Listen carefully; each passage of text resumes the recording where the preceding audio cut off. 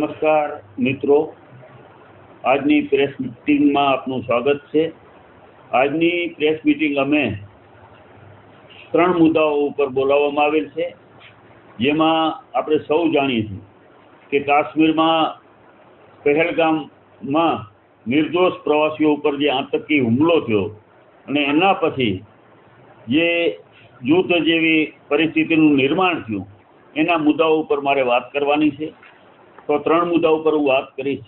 પહેલી કે પહેલગામ આતંકી હુમલા બાદ આપણી દેશની સેનાએ જે શૌર્ય બતાવેલ છે એને અમે સેલ્યુટ કરીએ, એમને ખૂબ ખૂબ અભિનંદન આપીએ છીએ અને અમે ગૌરવ પણ દેશની જનતા વતી લઈએ છીએ। પરંતુ જે રીતે સેના આગળ વધી રહેલ હતી, પાકિસ્તાનને જડબાતોડ જવાબ દેવાની વાત હતી, ત્યારે જ જે સરકારે એકાએક સીઝ ફાયર જાહેર કરી, જેને અમે આ મોદી સરકારની ઐતિહાસિક નિષ્ફળતા ગણીએ છીએ। કારણ કે પહેલગામના નિર્દોષ લોકોના હત્યારાઓ જે આતંકવાદીઓ છે, જે આજ દિવસ સુધી હજી પકડાયેલ નથી કે એમને મારી શક્યા નથી, એનો રંજ અમને છે। અને જ્યાં સુધી આ આતંકવાદીઓ આપણા હાથમાં ના આવે ત્યાં સુધી, અને અથવા તો પાકિસ્તાન આપણને આતંકવાદીઓ ન સોંપે ત્યાં સુધી સીઝ ફાયર કરવાની કોઈ જરૂરિયાત નહોતી। આજે આપણી સેના માત્ર ટૂંક સમયમાં જ અનેક આતંકવાદીઓના અડ્ડાનો નાશ કર્યો। સેંકડો આતંકવાદીઓ અથવા તો એના પરિવારના લોકો જેને મૃત્યુ પહોંચાડ્યા, મરણ કરી નાખ્યા, મારી નાખ્યા, એવી આ સેના જ્યારે કાર્ય કરી રહેલી હતી અને સેના જે રીતે આગળ વધી રહેલી હતી, ત્યારે સમગ્ર દેશના લોકોને એક આશા અને અપેક્ષા હતી। કારણ કે આ દેશના પ્રધાનમંત્રી વારંવાર એવું કહેતા હતા કે અમે પાકિસ્તાનના 3 ટુકડા કરી નાખશું, અમે પાકિસ્તાનને નેસ્ત નાબૂદ કરી નાખશું, અમે પાકિસ્તાનની બચી કુચી જમીનનો નાશ કરીશું। આ વાત આ દેશના પ્રધાનમંત્રી જાહેર સભાઓ ઉપરથી, જાહેર મંચ ઉપરથી અવારનવાર જ્યારે આપણી દેશની જનતા સમક્ષ કરતા હતા, ત્યારે લોકોને એક અપેક્ષા હતી કે આ વખતે જ્યારે આપણા ઉપર આવો એક આતંકી હુમલો કર્યો છે, 20 જેટલા નિર્દોષ પ્રવાસીઓને જ્યારે જીવ લઈ લીધા છે, ત્યારે આવા પાકિસ્તાનને સબક શીખવાડવાનો સમય આવી ગયો છે અને એના આપણે 3 ટુકડા આ દેશની સેના કરશે એવો આપણને પૂરેપૂરો વિશ્વાસ અને ભરોસો હતો। અને સેના એ રીતે આગળ વધી રહેલી હતી, ખૂબ સેના સારું કામગીરી કરી રહેલી હતી। પરંતુ એકાએક જ્યારે આપણી તરફેણમાં તમામ સંજોગો હતા, ત્યારે એકાએક સીઝ ફાયર કેમ કરી દેવામાં આવ્યું? દેશના લોકો, દેશના જનતામાં એક આ પ્રશ્ન છે। ત્યારે આપણે પાકિસ્તાનને જ્યારે સબક શીખવાડવાની વાત હતી, ત્યારે અમેરિકાના પ્રમુખ ટ્રમ્પ જ્યારે એવું કે મેં આ યુદ્ધ બંધ કરાવી દીધું, મારે કારણે આ સીઝ ફાયર થયું છે, તો આનો જવાબ આ દેશના લોકો જાણવા માંગે કે દેશના અમેરિકાના પ્રમુખ એવું કહી રહ્યા છે કે મેં વેપાર ધંધા રોજગારની ધમકી આપી અને જો બંધ નહીં કરું તો વેપાર ધંધા બંધ કરી દઈશ, અને એને લઈને આ યુદ્ધ બંધ થયું છે। ત્યારે દેશના લોકોમાં એક ખૂબ આક્રોશ અને નિરાશા છે કે જ્યારે ખરેખર સમય આવ્યો હતો ત્યારે આ સીઝ ફાયર આપણે શા માટે કર્યું? તો આ દેશના પ્રધાનમંત્રીએ આ જવાબ આપવાની જરૂરિયાત છે। કારણ કે 1971ના યુદ્ધની વાત કરીશ તો 1971ના યુદ્ધ વખતે પણ અમેરિકાએ આપણને ધમકી આપેલી હતી અને એમને ત્યારે તત્કાલીન પ્રધાનમંત્રી ઇન્દિરા ગાંધીએ અમેરિકાને જવાબ આપી દીધેલો હતો કે જ્યાં સુધી અમને પરિણામ નહીં મળે, જ્યાં સુધી પાકિસ્તાનને અમે સબક નહીં શીખવાડીએ, ત્યાં સુધી અમે યુદ્ધ બંધ કરીશું નહીં। અને ખાસ કરીને જે 7મો કાફલો હતો એ આપણા અરબી સમુદ્રમાં એમને રવાનો કરી દીધો હતો અમેરિકાએ આપણા ઉપર દબાણ લાવવા માટે, ત્યારે પણ ઇન્દિરાજી ઝૂક્યા નહોતા। તો અત્યારે આ ડોનાલ્ડ ટ્રમ્પના કહેવાથી આપણે યુદ્ધ કેવી રીતે બંધ કરી શકીએ? અને યુદ્ધ બંધ કરે એમાં, સીઝ ફાયર કરે એમાંય પણ વાંધો નહીં હોઈ શકે, પરંતુ આપણને કઈ શરતે આ સીઝ ફાયર કરવામાં આવ્યું છે એ દેશના લોકો જાણવા માંગે। આજે આતંકવાદીઓ ખુલ્લેઆમ પાકિસ્તાનમાં ફરી રહ્યા છે। આજે ખૂબ ખૂંખાર આતંકવાદીઓ, જે હાફિઝ સઈદ, મસૂદ અઝહર જેવા આતંકવાદીઓ અને જે આપણા પહેલગામના નિર્દોષ પ્રવાસીઓને મારીને ગયા છે એવા તમામ આતંકવાદીઓ આજે પણ પાકિસ્તાનમાં ફરી રહ્યા છે. અને આજે આતંકવાદીઓ આપણને સોંપ્યા નથી, એવી કોઈ બાંહેધરી નથી આપી કે ફરીને આતંકવાદી હુમલાઓ નહીં થાય. અને આપણે સીઝફાયર શા કારણે કરવામાં આવ્યું એ દેશના લોકો જાણવા માંગે છે. તો આજે જ્યારે અમે એટલી જ વાત આપણા માધ્યમથી કરવા માંગીએ છીએ કે અત્યારે દેશમાં જુદી જુદી જગ્યાએ ત્રિરંગા યાત્રાઓ નીકળે છે. પ્રધાનમંત્રી નરેન્દ્ર મોદી રેલીઓ કરી રહ્યા છે. 26 તારીખના આપણા કચ્છમાં પણ આવી રહ્યા છે. ત્યારે અમે સ્વાભાવિક લોકોને એક પ્રશ્ન થાય કે આ ત્રિરંગા યાત્રા અને રેલીઓ એ માત્ર ને માત્ર આ ભાજપની સરકાર પોતાની નિષ્ફળતા છુપાવવા માટે, લોકોનું ધ્યાન બીજે દોરવા માટે થઈ અને આવી ત્રિરંગા યાત્રા અને રેલીઓ કાઢે છે.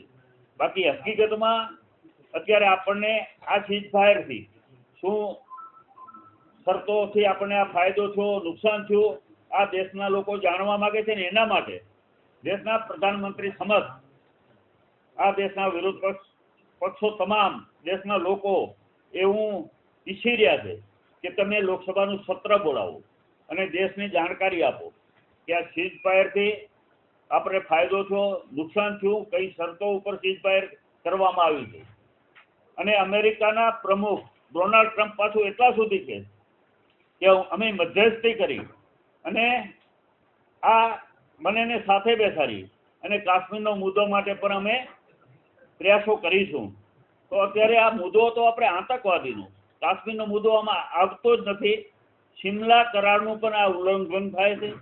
સિમલા કરાર મુજબ આપણે દ્વિપક્ષીય રીતે જ કાંઈ પણ વાટાઘાટો કરવાની થાય તો પાકિસ્તાન અને ભારત બે દેશ વચ્ચે જ થાય, ત્રીજો દેશ એમાં મધ્યસ્થ કરી શકે નહીં. તેમ છતાં એક મોટા ભાઈ થઈ અને અમેરિકા આપણને આવી સલાહ આપતું હોય, એની સલાહને આધારે આપણે સીઝફાયર કરી દઈએ એકાએક, તો ખરેખર આ ભાજપ સરકારની નિષ્ફળતા છે. કંઈ તો ખોટું નથી. અને બીજી વાત, જ્યારે જૂથ જો આપણે કરવાનું હોય ને ત્યારે ઘણી બધી રણનીતિઓ આપણે ઘડવી પડતી હોય છે. તો ક્યાંક ને ક્યાંક આપણે વિદેશ નીતિમાં પણ નિષ્ફળ ગયા છે. જે આપણા દેશની વિદેશ નીતિ છે કે આપણે વિશ્વના 200 જેટલા દેશો, આ દેશોમાંથી આ લડાઈ જ્યારે આપણે પાકિસ્તાન વચ્ચેની જે પરિસ્થિતિનું નિર્માણ થયું, કોઈ પણ દેશ આપણે ટેકામાં ના આવ્યો, ખુલીને આપણી સાથે ના આવ્યો. જ્યારે પાકિસ્તાન જેવા આવા નાનકડા દેશ સાથે તુર્કી અને ચીન ખુલ્લેઆમ આપણી સામે આવી ગયા. તો આ વિદેશ નીતિની નિષ્ફળતા નથી તો શું?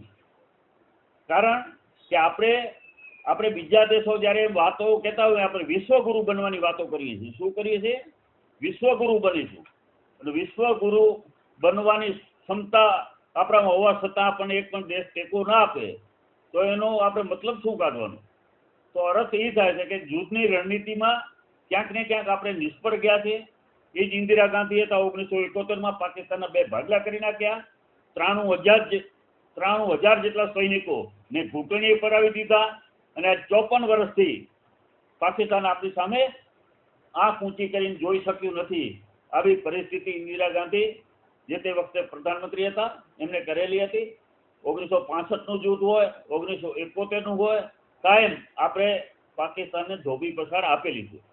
ત્યારે જૂથ જ્યારે કરવા જતા હોય ત્યારે અત્યારે આપણે સીઝફાયર છે તો ક્યાંક ને ક્યાંક આપણને એવું લાગે છે કે આપણા દેશને ક્યાંક ને ક્યાંક આ બતાવવાની જરૂરિયાત છે કે શા માટે સીઝફાયર કર્યું. કારણ કે જૂથમાં જ્યારે તૈયારી કરીને જતા હોઈએ ત્યારે મારે એક તમને આપણા માધ્યમથી આ કચ્છના લોકોને, દેશના લોકોને, ગુજરાતના લોકોને એક મારે કહેવા માગું છું કે આ દેશની આર્ય નારી પણ એક કહેવતમાં કીધેલું છે કે આર્ય નારી એના પતિ જ્યારે યુદ્ધમાં જાય છે ત્યારે પતિને ભારતની આર્ય નારી એવું કહે છે કે કા મારજો કા મરજો, કા મારજો કા મરજો, પીઠ ન દેજો લગાડ. એટલે કે પીઠ બતાવજો નહીં, કા મારીને આવજો ને કા મરવું પડે તો મરજો, પણ પીઠ ન બતાવજો. કારણ કે સૈયર મેણા મારશે કે કાયર કેરી નાર. જો પીઠ બતાવશો તો મને મારી સૈરો મેણો મારશે. તો તો આજે 56ની છાતીવાળા આપણા પ્રધાનમંત્રીને અમે કહેવા માંગીએ છીએ કે તમારે આવું કાર્ય કરવાની જરૂરિયાત શું કરી? 140 કરોડનો આ દેશ અને એક નાનકડા પાકિસ્તાન સામે આપણે સીઝ ફાયર કરવું પડે. વારંવાર આપણને આતંકવાદ મુદ્દે આપણને હેરાન કરે છે. વારંવાર એને આપણે જોઈ રહ્યા છીએ કે આપણા દેશને શાંતિથી બેસવા નથી દેતા, શાંતિથી સુવા નથી દેતા. ત્યારે એવો સમય આવી ગયો હતો. અત્યારે ખૂબ સમય અનુકૂળતાવાળો હતો. આપણને પણ બધા દેશના લોકો પર એવી આશા અને અપેક્ષા રાખી બેઠા હતા કે આ વખતે પાકિસ્તાનનો નામો નિશાન મટી જશે, પાકિસ્તાનના 3 ટુકડા થઈ જશે અને ભવિષ્યમાં પાકિસ્તાન આંખ ઊંચી નહીં કરી શકે એવો અત્યારે સમય હતો. અને એકાએક જ્યારે સીઝ ફાયર થયું છે ત્યારે સ્વાભાવિક છે કે આપણે બધાને નિરાશા હાથ લાગે. અને અમે એટલું જ કહેવા માંગીએ છીએ કે આ ખરેખર મોદી સરકારની એક નિષ્ફળતા છે અને નિષ્ફળતા ઢાંકવા માટે જ અત્યારે તિરંગા યાત્રાઓ અને રેલીઓનો આશરો લઈ અને લોકોનું ધ્યાન બીજે ભટકાવવા માંગે છે.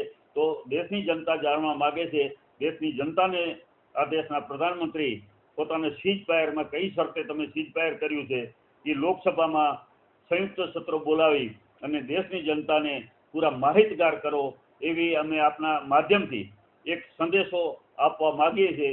જ્યારે દેશના પ્રધાનમંત્રી અહીંયા આવી રહ્યા છે ત્યારે આજે રોડ શો પણ કરવાના છે. ભુજના ઘણા બધા એવા રોડ છે તો એના માટે ખરેખર એની ચર્ચા કરવા પણ નીકળવું જોઈએ નગરચર્યા કરવા માટે કે કેવી હાલત છે, કેવી અહીંયાની સફાઈની પરિસ્થિતિ છે, ભુજના લોકો કેટલા હેરાન પરેશાન છે. તો એને બદલે અત્યારે ટીપ ટોપ રોડ આજ છેલ્લા 15 દિવસથી તમામ વહીવટી તંત્ર કામે લાગેલું છે મોદી સાહેબની સેવા કરવા માટે. અને 1300 થી વધારે 200 જુદા જુદા આખા જિલ્લામાંથી લોકોને ભેગા કરવાના છે. લોકો એનાથી હેરાન ને પરેશાન થવાના છે. અને ખાસ કરીને આખું વહીવટી તંત્ર છેલ્લા 15 દિવસથી લોકોના તમામ કામગીરી ઠપ થઈ ગઈ છે. એ રીતે અત્યારે કામ કરી રહી છે. ત્યારે જે સેનાએ કામ કરેલું છે, અમારા દેશની સેનાએ, દેશના સૈનિકોએ જે કામ કરેલું છે અને એનું અત્યારે ગૌરવ પોતે લેવા માંગે છે. પરંતુ આ સરકારે તો જે સીઝ ફાયર કરી અને સેના જે રીતે શૌર્ય બતાવી અને પાકિસ્તાનના ભાગલા કરવા તૈયાર હતી એને બદલે એકાએક સીઝ ફાયર કરી અને આ દેશના પ્રધાનમંત્રીએ પોતે નિષ્ફળતા બતાવેલ છે એવું અમે માનીએ છીએ. અને આપ સૌને અમે પ્રાર્થના કરીએ છીએ આ અમારો સંદેશો છે એ પૂરા કચ્છના વિસ્તાર અને ગુજરાત અને દેશના લોકો સુધી પહોંચે એવી આપ સૌને વિનંતી. આપ સૌનો ખૂબ ખૂબ આભાર. ધન્યવાદ.